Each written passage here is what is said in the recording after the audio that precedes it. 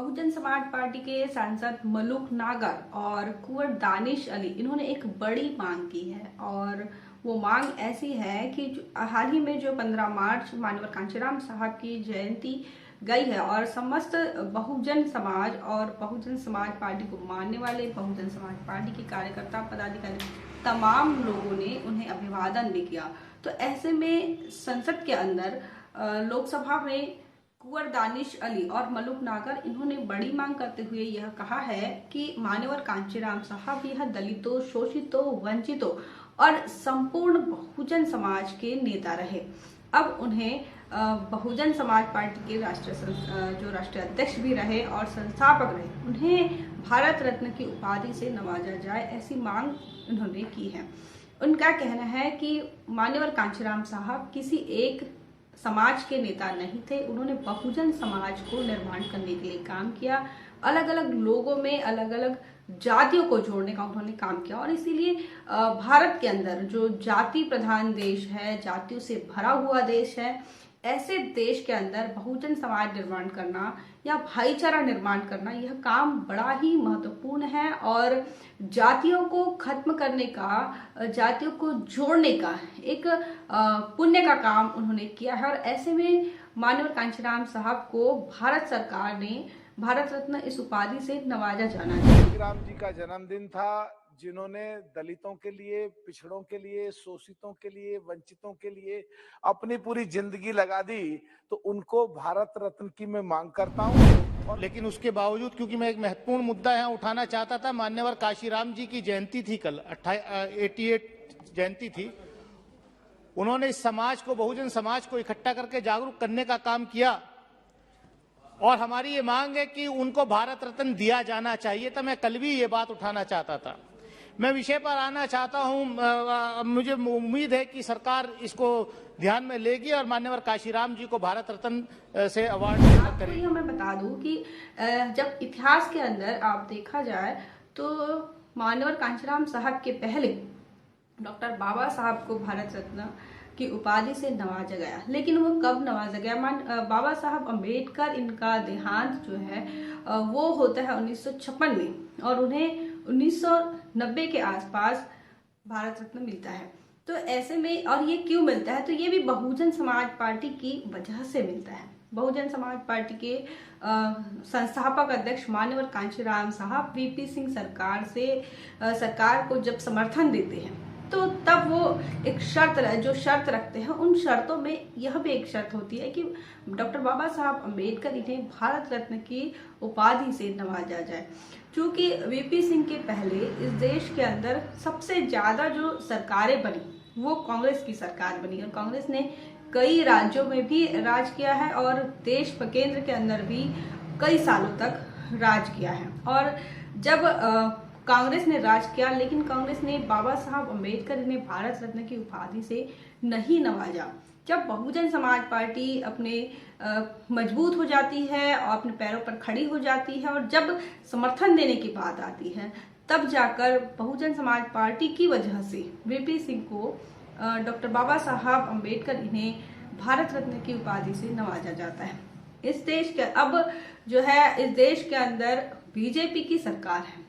चूंकि बीजेपी और कांग्रेस दोनों एक ही है, दोनों की जो उत्पत्ति है वो एक ही जगह से हुई है।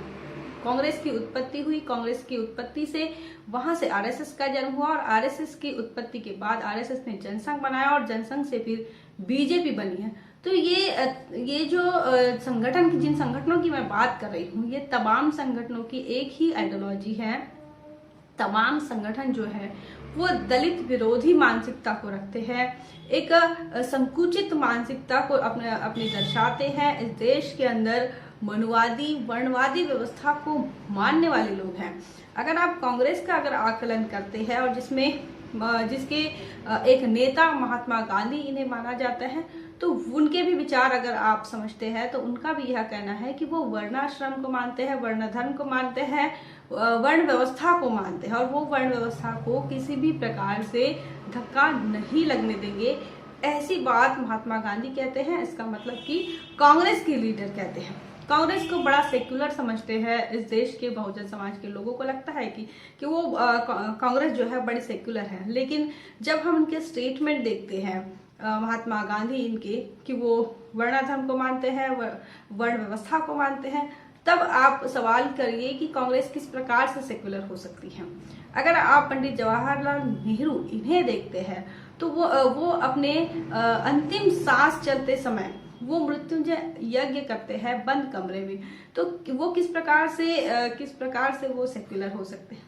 उनका विश्वास मृत्युंजय यज्ञ पर है, इसका मतलब वो अपने धर्म के लिए, वो अपने संस्कृति के लिए, वो अपने संस्कार के लिए जो है वो ईमानदार है, और इसीलिए वो कभी भी सेकुलर नहीं हो सकते। जो एक धर्मान है, जिसको धर्म को लेकर ज्यादा प्रेम है, धर्म पर ज्यादा विश्वास है, धर्म पर ज्यादा श्रद्धा है, वो सेकुलर नहीं हो सकता। वही कांग्रेस की बात है। और बीजेपी की बात तो आप तमाम सारे लोग जानते हैं। पिछले 10 सालों से जो बीजेपी का रवैया है, सांप्रदायिक रवैया रहा है। हिंदू राष्ट्र की उन्होंने बात की है, गाय की बात की है, गोबर की बात की है, तो पाकिस्तान की बात की है, हिंदू मुस्लिम की बात की है, उसके बाद दलित हत्याकांड जो है इनके राज में होते हैं। तो ये दोनों पार्टियों का जो रवैया है, दोनों पार्टियों की जो विचारधारा है, दोनों पार्टियों की उत्पत्ति है, वो एक ही विचार से हुई है, और वो विचार है मनु का विचार।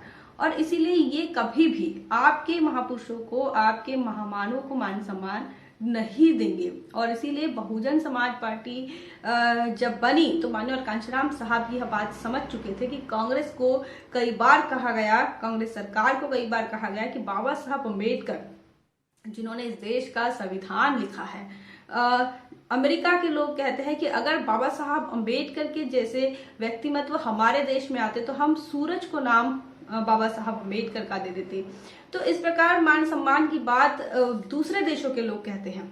वही भारत की बात कहें तो जिन्होंने इस देश को संविधान दिया, इस देश को एक लोकतंत्र दिया, लोकतंत्र की नींव रखने की बात कही, इस देश के तमाम लोगों को एक लाइन में खड़ा कर दिया, सबको एक वोट का अधिकार दिया, इस देश के अंदर समानता की बात की, समानता को स्टैब्लिश करने के लिए कॉन्स्टिट्यूशन में उन्होंने बात लिखी।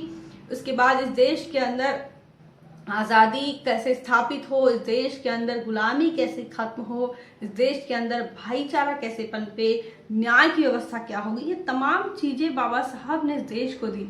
जिस देश के अंदर जातियों में बटा हुआ समाज रहा, जिस देश के अंदर छोटी छोटी उपजातियों में बटा हुआ समाज रहा, उन्हें एक लाइन में खड़ा करने का काम बाबा साहब ने किया।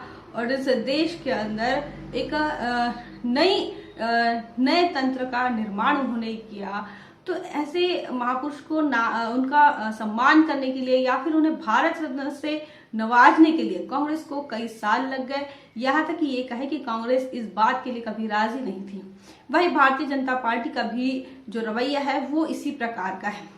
वो कभी भी आपके महापुरुषों का मान सम्मान नहीं करेगी। लेकिन बहुजन समाज पार्टी जो है वो लगातार मांग कर रही है, बहुजन समाज पार्टी के सांसद जो है वो लगातार मांग कर रहे हैं कि माननीय कांशीराम साहब इन्हें भारत रत्न इस उपाधि से नवाजा जाए। इनकी मांग वो कर रहे हैं। अब यह मांग कब तक पूरी होती है, नहीं होती है, ये तो वक्त ही बताएगा। लेकिन जब तक बहुजन समाज पार्टी अपने पैरों पर खड़ी नहीं होती, बहुजन समाज पार्टी जैसे 90 में जिस प्रकार माननीय कांशीराम साहब ने बाबा साहब के लिए भारत रत्न की जो मांग की थी और वो मांग पूरी हुई थी, क्योंकि बहुजन समाज पार्टी तब स्टेबल थी और काफी मजबूत थी। और उस समय बहुजन समाज पार्टी का जो रुख है वो बढ़ रहा था और लोगों के अंदर बहुजन समाज पार्टी की चर्चाएं चल रही थी और लोग दीवाने से हो गए थे बहुजन समाज पार्टी के लिए।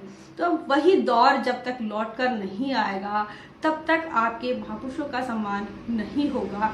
अगर आप चाहते हैं कि आपके महापुरुषों का मान सम्मान हो तो वो दौर आपको लौटाना होगा, उसके लिए लगे रहना होगा, उसके लिए आपको काम करना होगा।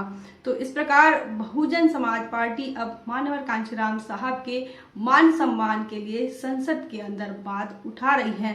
अब आपको भी यह सोचना होगा कि आपके महापुरुषों का मान सम्मान अगर आप करना चाहते हैं तो वो मान सम्मान का दौर आपको लौटाने के लिए आपको कुछ ना कुछ जो है बलिदान देना होगा, कुछ ना कुछ समर्पण आपको इस मिशन मूवमेंट को देना होगा। ये वीडियो आपको कैसा लगा कमेंट करके जरूर बताएं। अगर आप हमारे चैनल पर नए हैं तो इसे सब्सक्राइब भी कर लीजिए, अपने दोस्तों रिश्तेदारों में शेयर भी कर लीजिए। तब तक के लिए बने रहे। जय भीम, जय भारत। बहुजन विचारधारा को घर घर तक पहुंचाने के लिए हमारे YouTube चैनल को सब्सक्राइब करें, लाइक करें, कमेंट करें, शेयर करें और बेल आइकन की घंटी दबाना ना भूलें।